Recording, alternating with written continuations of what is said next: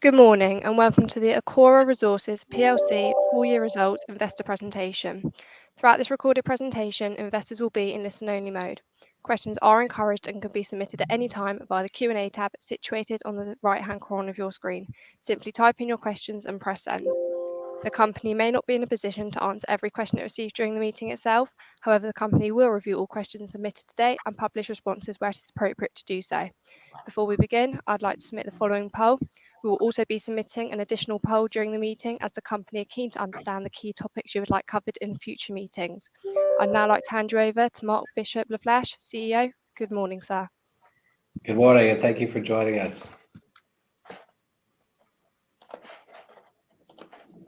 here today. Hopefully my audio is just a quick check to confirm my audio is coming through okay. Your audio is perfect, sir. Thank Fantastic, thank you. Well, 2022 certainly promised to be a great year for this company, and 2022 did not disappoint. We ended the year with record royalty portfolio contribution, with record earnings per share, a record pace of deleveraging, a record dividend cover. And a lot of that was driven by what we all know are non-repeatable cash flows from our metallurgical coal royalty, Kestrel. So the question is, how did we position the business in the past year to navigate the decline of the Kestrel royalty revenue and position the business for strength into the future?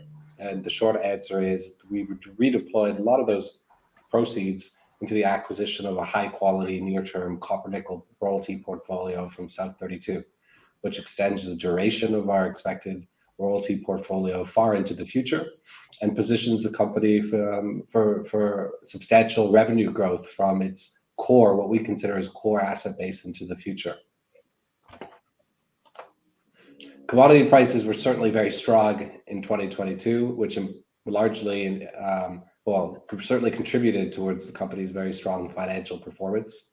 But it's important to keep in mind that while commodity prices to which we have key exposure have softened slightly into the second half of this year, on a relative historical basis, our basket of commodities is still very strong, certainly when compared back to 2021 and 2020 before that. So the business continues to have very, very supportive tailwinds in terms of the commodity price environment. We've included this slide here to help people understand where the company was, where it's been, and where we think it's going. For anyone who's been tracking this company since 2014, or for people who are new to the story, our first real strategic imperative in terms of positioning this business on a solid footing was to replace the Kestrel royalty income that's generated on a through cycle basis. So in other words, we've all known for quite some time that the Kestrel royalty proceeds would be running off in 2026. And therefore, our first strategic imperative was to acquire a portfolio of producing royalties, which would contribute towards, on a through cycle basis, replacing the sort of past 5-year average Kestrel contributions. And from our perspective, we think that that's largely been accomplished following the Voisey's Bay acquisition in 2021. So having that problem ticked off, so to speak, the next step, well, from there was to pivot this royalty portfolio towards a growth phase, right? And that was really our focus in terms of the POE transaction, Cañariaco and COA, as well as the South 32 transaction, which we completed last year. So from where we sit today and we look at our portfolio, if the starting point is replace Kestrel, well, we feel like as though that's been achieved. And the next strategic objective was to create growth on top of just that initial replacement objective, which we now feel has been achieved. So from 2023 onwards, really our strategic imperative now we feel is to add scale and further diversification. And in diversification in terms of commodity exposure, but also in terms of counterparty exposure as well. So a quick restock of where we are today. So the portfolio at the end of last year, approximately 85% exposure to future-facing commodities. That's certainly not an accident. We've been very deliberate and methodical in terms of building out that exposure and that profile. The business is really well positioned for some really strong trends that are coming in the future in terms of future-facing commodity demand growth and what are expected to be sizable deficits.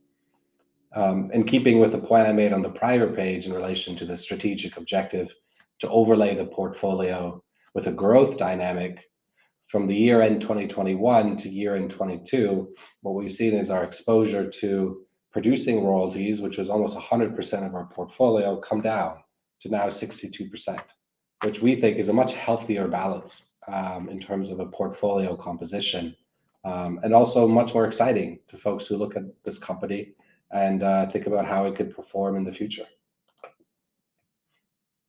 I mentioned just now that there's some pretty strong structural trends that are expected to drive supply deficits of the commodity basket to which we materially have exposure. And on this slide, what we've tried to do, which is very difficult, but try to bring it down to earth by giving some examples of what the energy transition actually means to give us a feel for, in sort of practical terms, the challenge, but also the opportunity that lies ahead for a group like ECORA.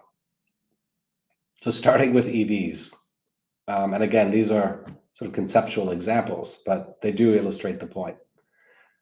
If we're to achieve a net zero scenario by 2040, what this basically means is between now and then, the world needs something like 700 million EVs, right? And that compares to 10 million of EV sales in 2022. Or another way to think about it is, okay, renewable energy, so wind turbines. If the world really needs just under 400,000 wind turbines, it's equivalent to 1,300 more of the biggest offshore wind farm that exists in the world today. Or from a battery capacity perspective, what we effectively would require is 100 times or 100 more of Tesla's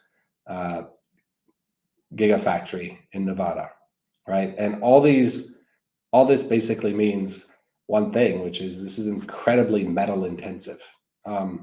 It's really hard, for us, I think, as individuals to wrap our heads around just how big this challenge is, but also where it adds to the question of where the supply is going to come from. Because as I mentioned earlier, when we look at our commodity basket, copper, nickel, cobalt, uranium, vanadium, all these commodities are expected to go into supply deficits in the medium term. And furthermore, bringing new supply online is not easy, right? The average mining project has a 10 to 20 year, if not longer, life cycle between discovery and first production. Mining projects take time in terms of permitting. So we're really stepping into a situation where the underlying fundamentals are really strong.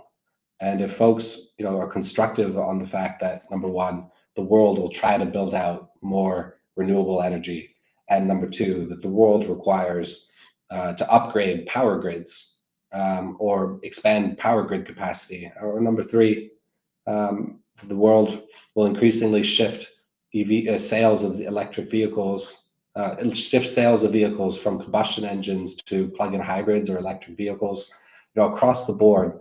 These are the key thematics to which our portfolio today is completely aligned with.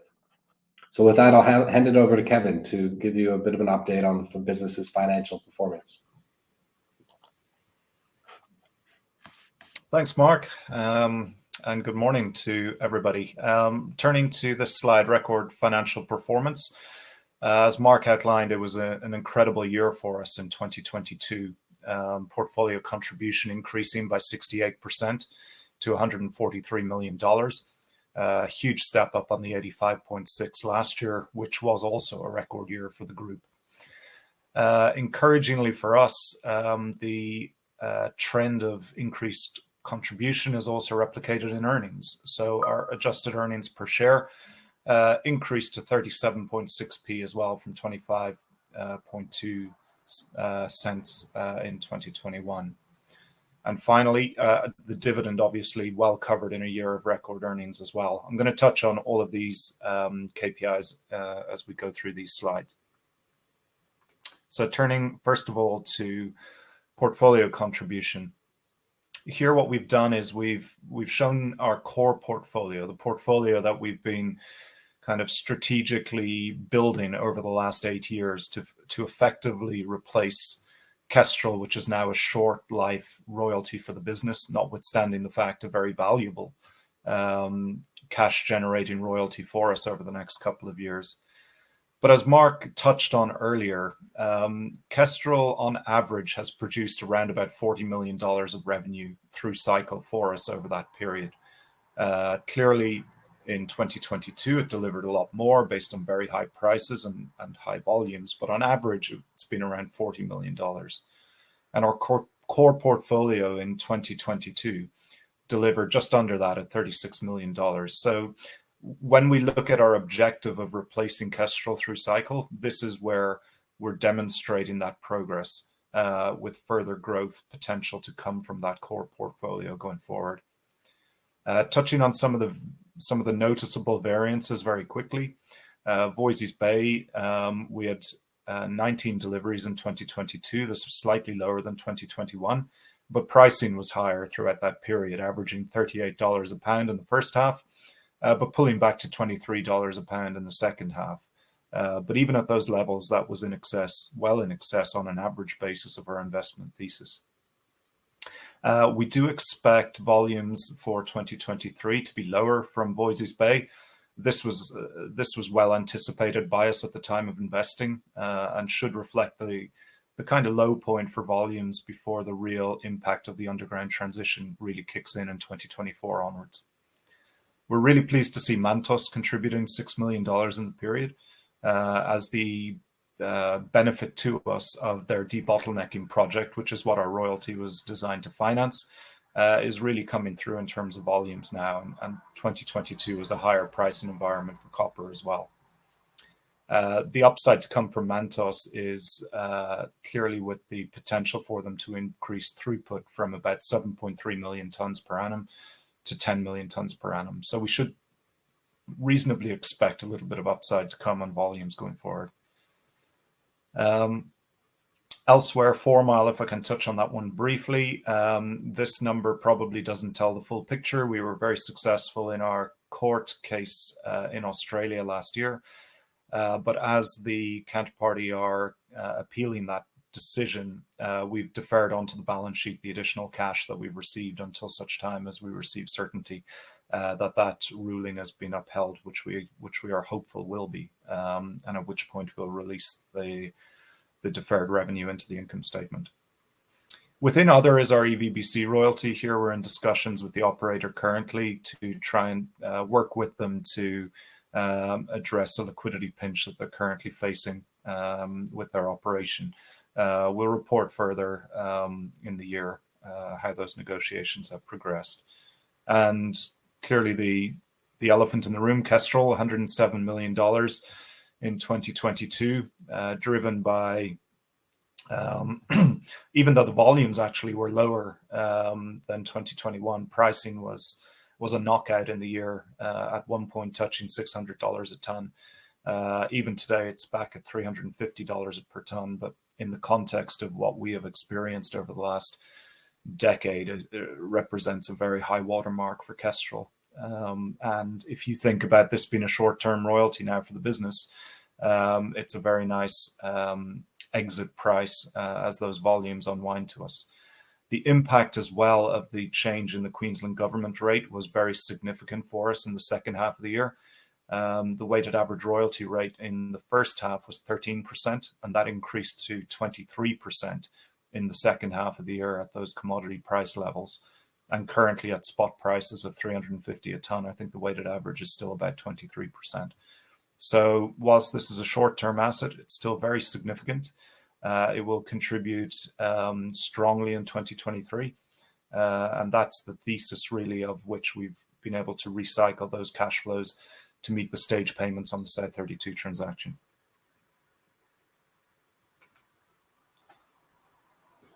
Looking to kind of where we see our portfolio going in the short term, there's no doubt there will be a step down in portfolio contribution next year. We're expecting 50% of volumes that we received from Kestrel in 2022. But looking further beyond that, we obviously strategically in 2022 decided to take those record levels of cash flows and invest them into very meaningful near-term growth opportunities within our portfolio. Very much linked to future-facing metals and our strategy of positioning the business in that direction.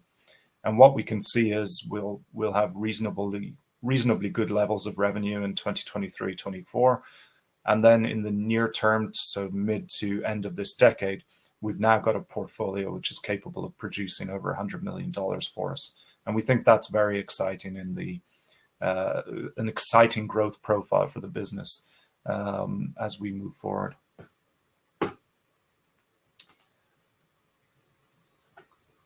In terms of capital allocation, our balance sheet strength is certainly a priority of ours. The record cash we generated in 2022 enabled us to delever and repay borrowings much more quickly than we would have expected at the beginning of the year. And that continues to be a focus as we go through 2023. We expect our net debt to increase as we go through the year, with the stage payments to come for Set32 and also the tax payments on the record Kestrel revenues mid-year as well. So we do expect gearing to increase as we go through the year. But in terms of our liquidity and firepower, we still expect to have well over $100 million to access relatively quickly and flexibly if we need to. Funding for further acquisitions is obviously very important. We still remain on a growth journey. We still think there are commodities and opportunities that are available currently to deploy capital in creative ways. But from our perspective, and as Mark touched on, it's very important that the acquisitions we look to transact on have the potential to really drive per share KPI growth in the near term. And that remains our focus and our diligence as we go forward, with obviously a well-capitalized balance sheet in order to move forward and transact. In terms of dividends, we're keeping the dividend levels the same. But as we touched on this time last year, we are going to rebase our dividend to US dollars, which basically is the currency we receive most of our cash flow in. It's the currency we report our results in, and it's the currency which commodity prices are usually derived anyway. So this is basically a matching exercise from an FX position. So what does that mean? On average, in the 12 months since we announced this intention, the FX rate has been about 1.21. So our 7p is now effectively 8.47p. So we've rounded that up to 8.5, and we'll pay a quarterly dividend based on that. For UK shareholders, you will get that dividend translated on the record date, and you will still be receiving that in sterling. But the point for us is that it's a matching exercise from us in terms of dividend levels with income. And then finally, we'll always consider other forms of shareholder returns, depending on the point of the cycle that we're in, how we're seeing growth opportunities, etc. And I think, Mark, it's back to you. Thanks, Kevin. Well, looking ahead, I mentioned this earlier, but looking ahead to the next 12 months or 2023 roughly, there's just a lot happening in our portfolio that we're really excited about, because historically this business, particularly when it was really tied to Kestrel, really lacked organic growth opportunities. And we couldn't be happier that the portfolio we have today organically has just, this sort of upside. And particularly sort of in the near to medium term. So to give you an example, in 2024, based on Vale's estimates, we expect a pretty sizable ramp up in volumes in Voisey's Bay cobalt production. At Mantos Blancos, two things going on there. First, a study in relation to the phase 2 production increase, with the phase 1 production increase now having been completed. But also the potential to extend the life of an oxide circuit, which produces cathode, which is, again, upside to our investment case. That's all in the short term in terms of the oxides, and the phase 2 expansion is materially less capital intensive, but also less complex than the phase 1, given phase 2 relies on a lot of existing excess capacity at Mantos Blancos. So that's certainly something for folks to keep an eye on over the course of this year. At Santo Domingo, another capstone asset, a new feasibility study in relation to Santo Domingo, which incorporates a lot of the district potential that exists between the Manto Verde mine, which is only 35 kilometers away, currently in production, and the Santo Domingo project. So that's certainly something to watch out for in the second half of the year. A bit over the course of this year, we also expect an update in relation to the project financing process that's underway at POE for the construction of that nickel cobalt project. For folks who are not close to that one, or who are new to the ECORA story, that's a nickel MHP product, and also a small amount of cobalt MHP products. Now these can flow directly into a battery precursor supply chain, which is obviously, given the geography of Brazil, really interesting to a North American, European, or more generally Western supply chain in the context of supply certainty. At Nifty, the management team is focused on putting together a financing package to restart brownfield copper mine.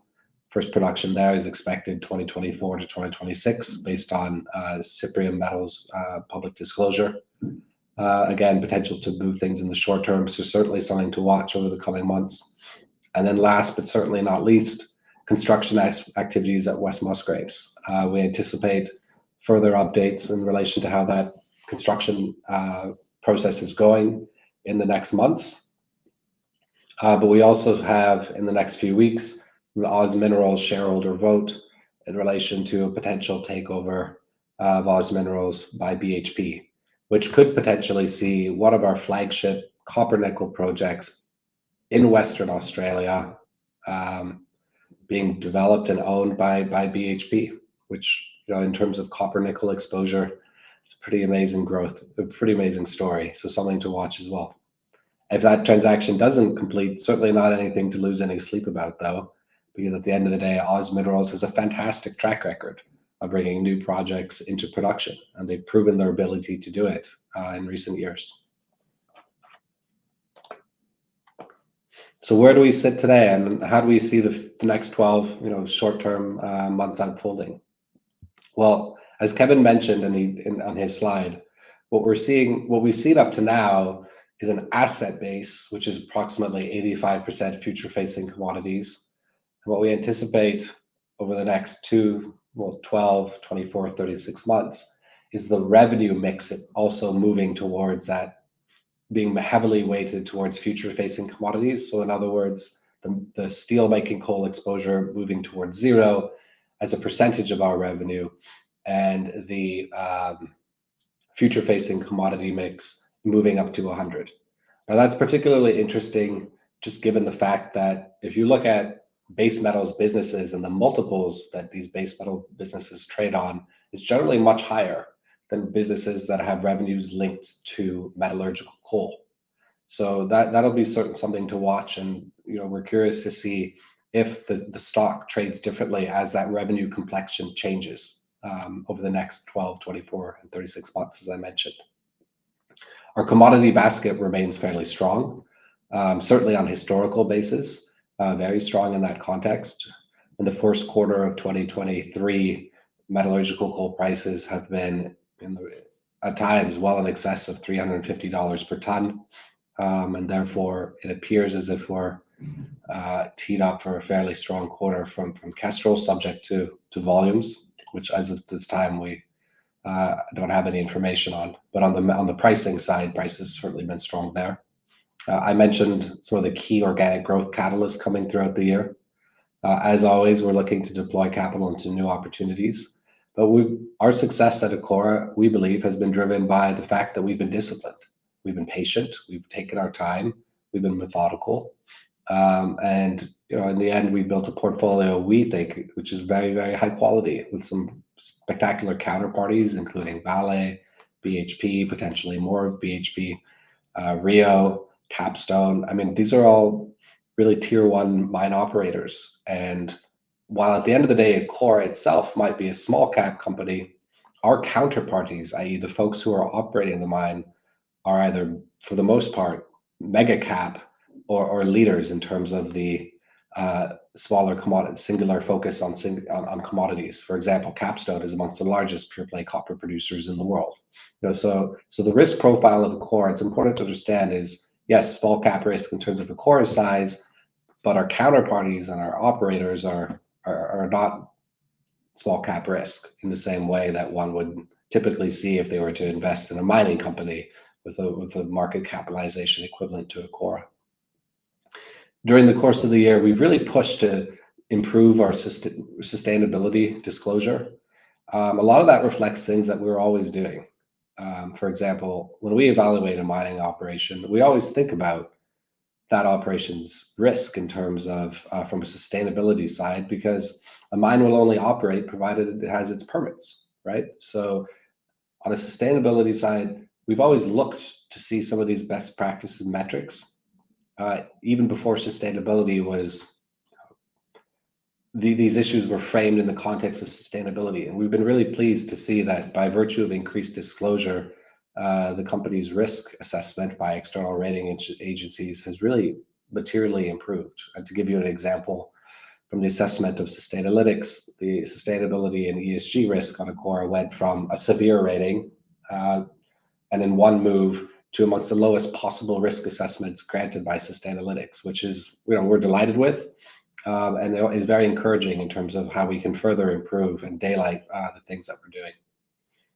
And as I mentioned, on the growth side, we're always very keen to overlay new assets to our portfolio, but we'll do it in a disciplined and methodical way. We're not in a rush to do as many deals as possible as quickly as possible. What we want to do is do good deals that drive per share earnings growth as well as per share NAV growth. So with that, why don't we turn to Q&As? I see there are a number of pre-submitted questions as well as live questions, which we'd be happy to take, which I suspect will be very interesting to the folks who've joined us here today. Mark, Kevin, thank you very much for your presentation this morning. Ladies and gentlemen, please do continue to submit your questions using the Q&A tab situated on the top right corner of your screen. Just while the company take a few moments to review those questions submitted today, I'd like to remind you that a recording of this presentation, along with a copy of the slides and the published Q&A, can be accessed via your investor dashboard. As you can see, we have received a number of questions throughout today's presentation, and thank you to all investors for submitting their questions. Could I please ask you to read out the questions and give responses where it's appropriate to do so, and I'll pick up from you at the end. Okay, perfect. So shall I just read them out as I go? The first question we have here is a pre-submitted question, which is effectively, since becoming CEO, on more than one interview, you've stated ECORA were near to finalizing a new deal. However, there has not been a single deal announced. For those you expect to sign off, fall through at the final hurdle. Well, I would just remind folks that since becoming CEO, we completed the second biggest acquisition in the history of this company, which saw South 32 become our largest shareholder, which is an incredible vote of confidence, both in terms of our asset base, but also the company itself and the direction of travel and our investment track record. As we've always said, in terms of new deals, we're very active in terms of reviewing opportunities, but we're also very disciplined and very cautious.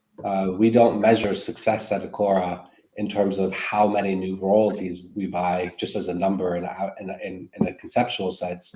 We measure success as buying really high quality royalties, as being over high quality projects that are relatively less risky by virtue of strong management teams that are able to operate through cycle, that have a good line of sight, that ultimately, if they're at the development stage, the projects will be built.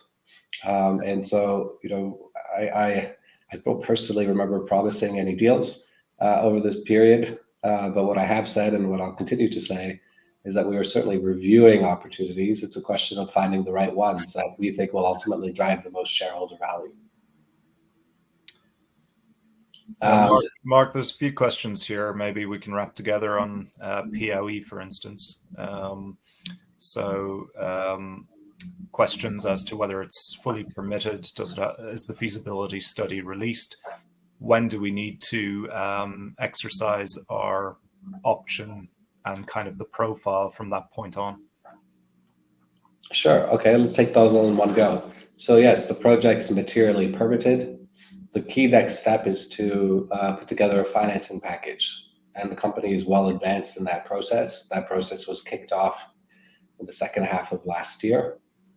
That process obviously is not completed yet, but it's underway. And to date, it's been encouraging, but we shall see in terms of timing, whether it's this year or next year. In terms of our funding commitment, it'll occur once there's visibility on the whole project construction being financed inclusive of our contribution. It is not a mandatory thing that we contribute to the project. So in other words, if the royalty were not economic, we're not forced to deploy the $70 million. But where we sit today in terms of long-term commodity price expectations, from a pure economic perspective, we're really pleased to hopefully be in a position to deploy capital into that project. It's a really high quality opportunity with a strong team. And as I mentioned during the call, a product that is straight down the fairway in terms of providing supply chain certainty on a strategic level to Western supply chains, which in today's world is of enormous relevance. And maybe, Mark, a slight follow-on from that. Apart from paying down the debt, which projects are in the pipeline that need to be funded from current cash? In the next months, we have in the next months, we have fixed payments to South32, which is over the course of this year, we'll be making 4 payments of around $9 million each, of a total. I think there's one more to go into 2024 afterwards, right, Kevin? That's right. So over the course of this year, it'll be approximately $36 million of payments to South32, with one more payment in early 2024. In the course of 2023, it's possible that we fund POE in the same way it's possible we fund POE in 2024. If the project financing gets to that stage, we would certainly look to fund it. And it's possible in 2024 that we fund ECORA. So all in all, $70 million for ECORA, potentially $70 million for POE, potentially $20 million at ECORA, which is $90 million over the course of this year, $40 million to South32. That total is $130 million. And obviously, from a capital deployment perspective, we think about that when we think about capital returns, and we think about leverage ratios and our priority to ensure that the business has a strong balance sheet. And then, Mark, kind of staying on the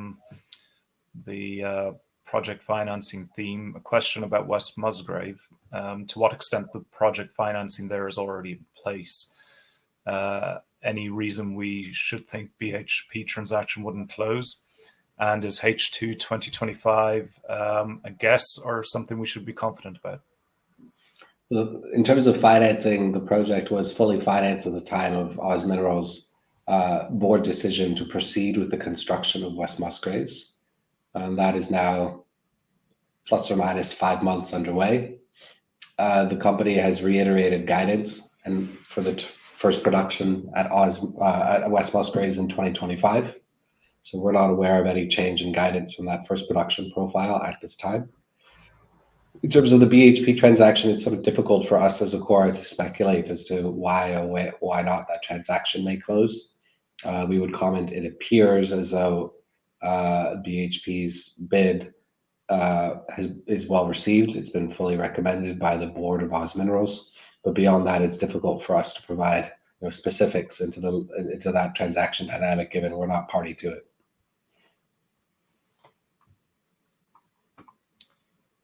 Okay, and a question here, Mark. Your predecessor, I assume this means Julian, was regularly frustrated with the share price. Thoughts on what we can do to improve that? Yeah, we're scratching our heads a little bit. Not to speak for you, Kevin, but when we look at the portfolio and we look at the asset base and we look at the replacement cost of the asset base, just by virtue of where royalties and streams transact, the recent share price performance has been perplexing. But part of that really seems to be some macro dynamic where, from a bottom up, the fundamentals for ECORA remain very strong.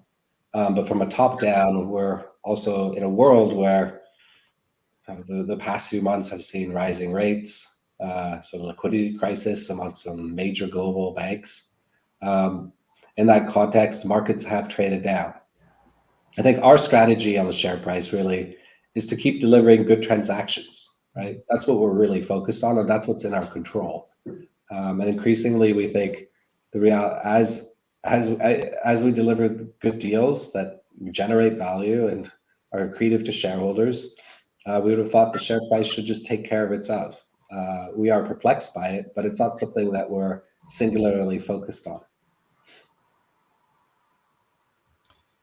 And then, Mark, another one for you, maybe on cobalt, whether it's becoming as crucial for EV trends, and where would that leave us vis-a-vis our Voisey's Bay exposure? Yeah, that's a really interesting question. And so it's come back to a point I made earlier, where some folks say, okay, if the world's going to achieve net zero, the world would need 700 million EVs by 2040. And the reality is, if one were to assume that in that scenario, all those chemistries were nickel-based chemistries with cobalt, it's really hard to see how there's enough nickel supply or cobalt supply in the intervening period to actually achieve that outcome. And so what you're seeing is, folks looking at the supply outlook, the supply deficit outlooks, and a number of battery chemistries emerging that will ultimately mean there's enough materials across the spectrum, and by end application, battery chemistries reflect performance necessary. So from the cobalt side, in terms of absolute demand growth, the picture remains very strong. Forecasts are for continue to be for supply deficits in the cobalt market in the medium term. And from the perspective of ECORA's investment in Voisey's Bay, our investment really was predicated upon long-term prices in the range of $22 to $23 in 2021 terms. So what does that mean? Well, what we've seen is cobalt has gone from sort of $15 per pound in the last couple of years up to $40 per pound. Now it's trading around $17 to $18 per pound on fast markets, which is where most cobalt contracts globally are quoted and reported against. And we're in a position where we've received a weighted average price of just under $30 per pound. So from an investment perspective, we've done really well from a price point of view, where we're up maybe 30 to 40% on our investment case. And cobalt will always have a degree of volatility, but it's a really small market. And any commodity with relatively small markets, say compared to the copper volumes, I mean, the cobalt market is around 200,000 tons as opposed to millions of tons for copper. And in that context, we'll see some price swings. What's important is that over time, the investment case is below the midpoint in the cycle, because that's an opportunity to deliver performance well above beyond the base case. And that's what we've seen today on the price side. So we remain quite constructive in the medium to the long term. In the short term, there are certainly some challenges in the cobalt market, but to say that and then in the next 10 years, with the horizon of the Voisey's Bay investment, that cobalt will be substituted out of the chemistry entirely. I mean, you just don't see that when you look at the battery chemistry lineups planned by major OEMs across the world. So the trends, as I said earlier, in the medium to long term for cobalt still remain very strong. And Mark, maybe we can link these two together as well. We've the most recent acquisitions have been in the secondary market. Do we not see opportunities in the primary market? And also, what's the process we go through to identify new opportunities, and which countries will we be considering as part of that? Yeah, so why don't we take that one backwards? So start with the investable universe, so to speak, and then focus in on primary and secondary royalties. In terms of how we identify opportunities, generally speaking, we've been pretty clear in terms of what commodities we target. And in any commodity basket, we have identified a long list of what sort of projects we really like that meet our investment criteria. And then we focus on speaking with those management teams and being opportunistic in terms of the financing opportunities to when it may arise in the future. We also, of course, have a lot of inbounds. ECORA is now seen to be the company to speak to, in our view anyways, or amongst the top 1 or 2 or 3, certainly, to speak to if you have, for example, a future-facing commodity and you're a mining company or a project developer and you're looking to financing, just given the track record that we have in that space. And it makes sense, right? If you're a mining company, you'd want to go speak to people who understand your business and who understand the long-term outlook for your commodity. In terms of the DD profile, I mean, as always, we're looking for low-cost operations that have the ability to have strong margins through cycle. The bulk of the portfolio focus has been historically towards strong mining and established mining jurisdictions, strong management teams, really more of the same from what we've done in the past. And I think if one were to look at the transactions we've done over the last 10 years, that would give anyone a very strong feel for what we're looking for. We're not planning to deviate from that strategy. And then in terms of primary and secondary, I think we've been quite opportunistic. We structured a number of primary royalties, absolutely. We've looked at opportunities, the Cobalt Bay stream, for example, where initially we looked at it as a primary stream in 2018, felt cobalt price expectations at the time were too challenging for us. We couldn't quite get there. And then in the end, we're patient and transacted in 2021 at what we think is a much more attractive entry point. So it's a bit of both primary and secondary. We've done both and we have the capability to do both. It really comes down to dollar for dollar, what's the best investment opportunity, and whether it's a secondary or primary royalty. In that regard, it's slightly less of a concern to us.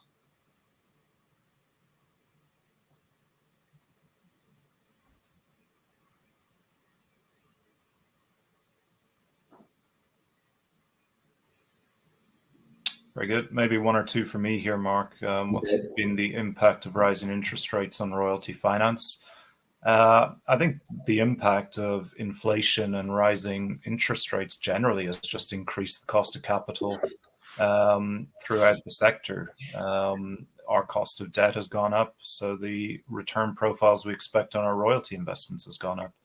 That's just an accepted cost of an increase in the cost of capital, weighted average cost of capital for operators and producers. In theory, we should expect to see greater deal flow in inflationary times because CapEx budgets have rebased effectively in a very short period of time.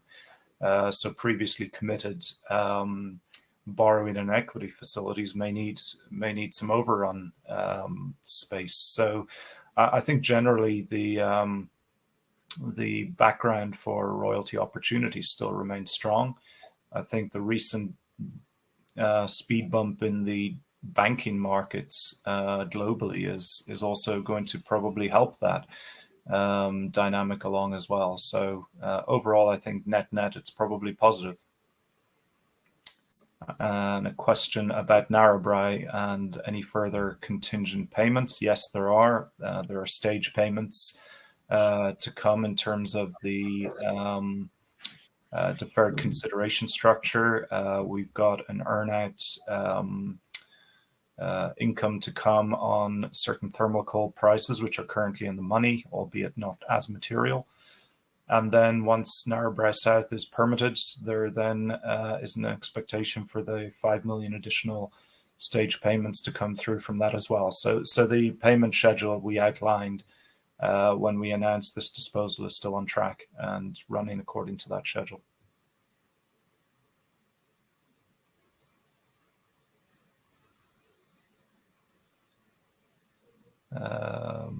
Let's see. Question here, Mark, maybe for you. Is lithium a metal ECORA would have an interest if the opportunity arose? Clearly a gap in our portfolio, I suppose. Yeah, absolutely. It's something that we've looked at very carefully. I think what we've seen in the past 2 years is lithium prices go from, why don't we talk about lithium hydroxide, which is one of a battery precursor product for illustrative purposes, go from under $10,000 per ton to $80,000 to $90,000 per ton, and now it's come, certainly softened in the recent months. And our strategy is always, as I think we've demonstrated this as well by virtue of when we've acquired on acquisitions, we've really looked to avoid investing and structuring new royalty deals at a time where commodity prices are near their cyclical highs. So seeing commodity prices come down is helpful. We'd love to have lithium in the portfolio. We'd love to we'd love to have lithium in the portfolio, but by no means does that mean we're imminently close on announcing a transaction. Lithium is part of a commodity basket that we target, which includes copper, nickel, cobalt, uranium, vanadium, tin, rare earths. So it's certainly something that we monitor. We'd like to get some exposure in time, but in terms of timing, please don't take that to mean that we're imminently announcing a lithium transaction. We have a question here, kind of follow on, I suppose, to banking. We're entering an era of more cautious lending by banks. Does this mean there more will turn to royalty finance? I think in my time at ECORA, generally speaking, I think royalties and streaming has become more of a accepted part of the capital structure of mining companies. It certainly wasn't the case when I joined 11 years ago, but it certainly is now. And I think that's been a function of volatile equity markets and some of the banking issues that we've seen of late.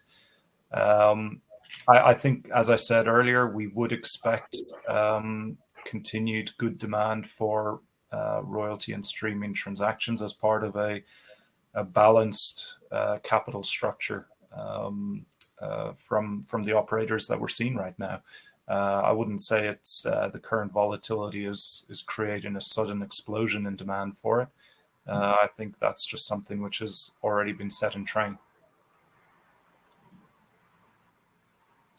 Mark, Kevin, thank you. And I think you've addressed all those questions you can from investors. And of course, the company will review all questions submitted today and we'll publish those responses on the Investor Meet Company platform.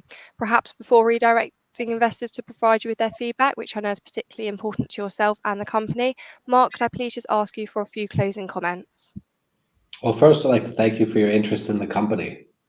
We're as a team, really proud to have delivered the transformation over the past decade.